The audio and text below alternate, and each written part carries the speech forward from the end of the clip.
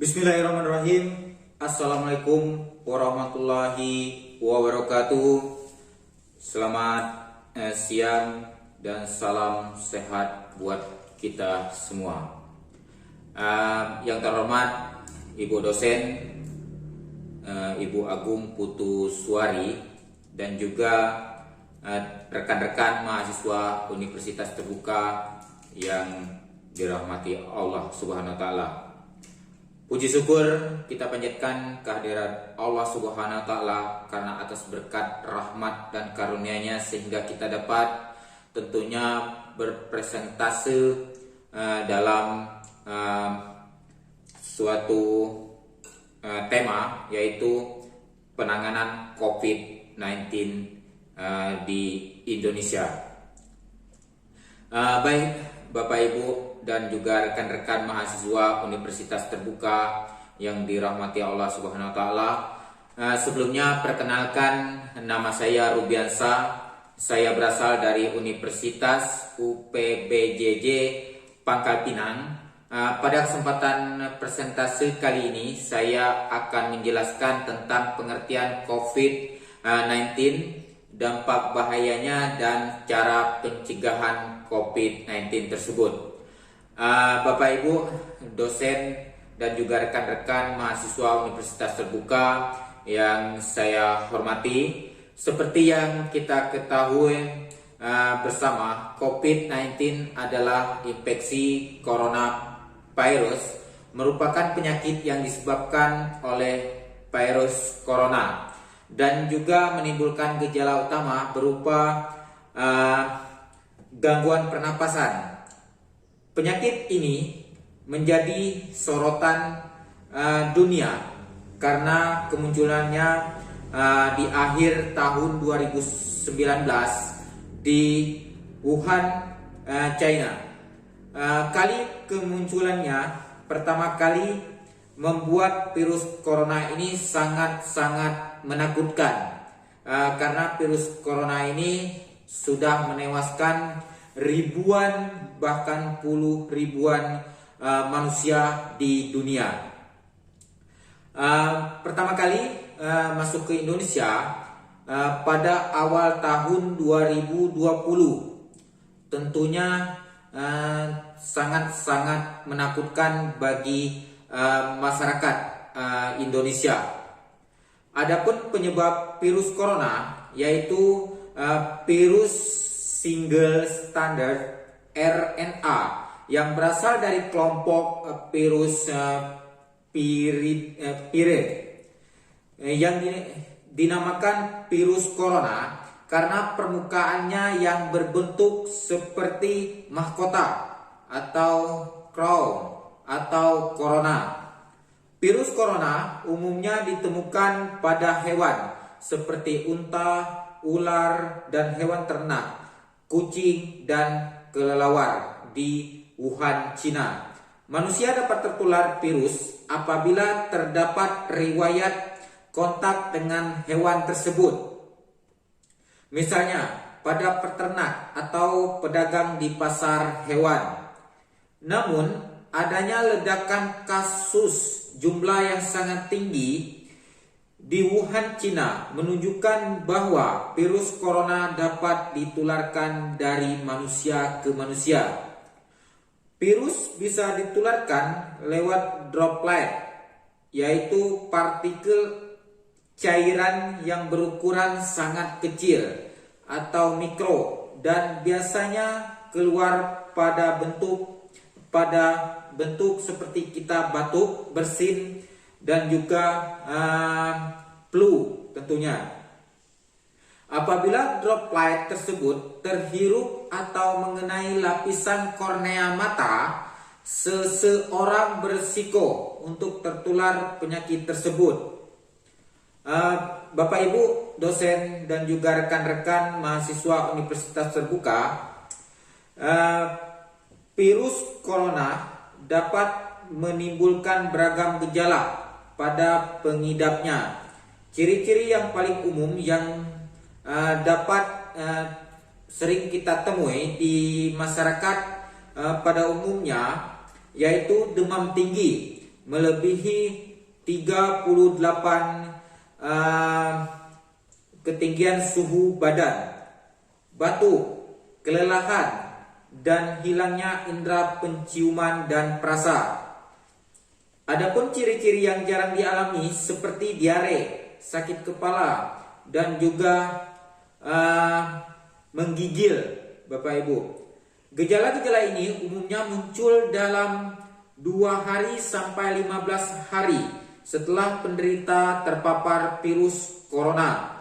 Guna mengetahui terpapar atau tidak dapat dilakukan dengan tes PCR atau yang lebih mudah ditemukan di rumah sakit, biasanya swab antigen. Bila terpapar virus ini, segera lakukan isolasi mandiri. Jika perlu atau tidak terdapat gejala serius, dapat menghubungi dokter atau rumah sakit setempat guna mendapat tindakan lebih lanjut dari tim medis. Bapak Ibu, rekan-rekan mahasiswa Universitas Terbuka, cara terbaik untuk menghindari penyakit infeksi virus corona ini dengan melakukan tindakan beberapa hal yang efektif biasanya dilakukan oleh masyarakat Indonesia pada umumnya. 1. Menggunakan masker saat keluar rumah, karena virus corona ini akan cepat menular melalui hidung dan mulut manusia. Karena jarak yang disarankan dari WHO tentunya berjarak 1 sampai 2 meter untuk terhindar dari percikan dari saat batuk, bersin, dan flu manusia yang terinfeksi virus corona.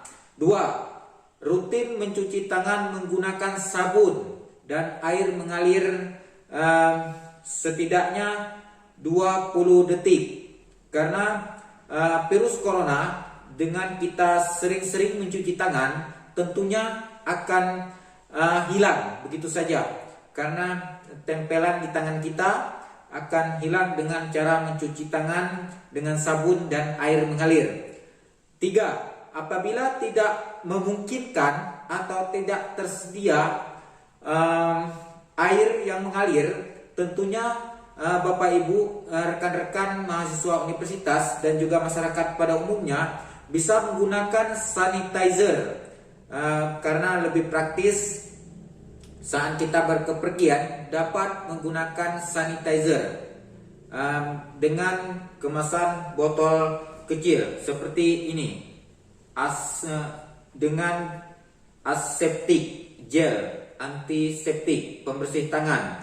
Jadi Bapak Ibu, kalau kepergian, terutama yang ingin disiapkan yaitu masker dan juga antiseptik seperti ini, Bapak Ibu. Selanjutnya, hindari kontak erat dengan yang tertular virus corona. Jadi Bapak Ibu, kalau saat ini hindari bersalaman dengan teman-teman, karena bukan kita tidak menghormati atau apapun, untuk menjaga kesehatan kita terutama, karena kesehatan kita akan memutus rantai penularan COVID tersebut.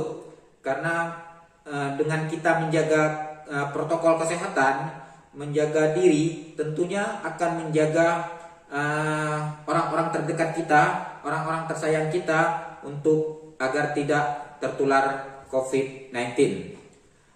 Selanjutnya, tetap berada di rumah bila tidak berkeperluan. Di rumah itu lebih baik, karena saat ini sangat-sangat kita khawatirkan dengan cuaca yang sangat tidak menentu. Kadang-kadang hujan, kadang-kadang panas, itu akan memicu, tentunya akan memicu gejala-gejala penyakit yang ada di tubuh kita. Jadi kita kalau tidak ada keperluan, lebih baik di rumah, Bapak Ibu. Selanjutnya, hindari kontak dengan hewan ternak secara langsung, karena yang seperti yang disebutkan tadi, seperti hewan ternak, unta dan juga kucing, tentunya akan bisa menularkan virus-virus corona tersebut. Mungkin terakhir, selalu menjaga kesehatan, mengkonsumsi vitamin dan juga banyak-banyak meminum air putih. Istirahat yang cukup tentu akan membantu menjaga kondisi tubuh agar tetap sehat dan terhindar dari infeksi virus corona tersebut. Karena saat ini tentunya banyak vitamin-vitamin yang bisa dikonsumsi oleh kita untuk menghindari dan juga menjaga daya tahan tubuh kita agar tetap sehat. Tentunya demikian dari pemaparan tentang penanganan COVID-19 dari saya. Saya harap ada ilmu yang dapat dipelajari atau dapat dipetik dari penjelasan presentasi kali ini. Tentunya saya mohon maaf jika dalam penyampaian saya ada yang kurang berkenan atau kurang jelas. Kesalahan semata-mata dari saya. Kebenaran itu hanya milik Allah Subhanahu wa Ta'ala. Semoga bermanfaat bagi Bapak Ibu dan rekan-rekan semuanya yang sedang menjaga kesehatan. Selamat menjaga kesehatan. Apabila terdapat suatu hal yang kurang berkenan dalam penyampaian ini, saya mohon maaf. Pokoknya salam sehat buat kita semua. Tentunya sekian dan terima kasih. Wabillahi taufiq wal hidayah. Wassalamualaikum warahmatullahi wabarakatuh.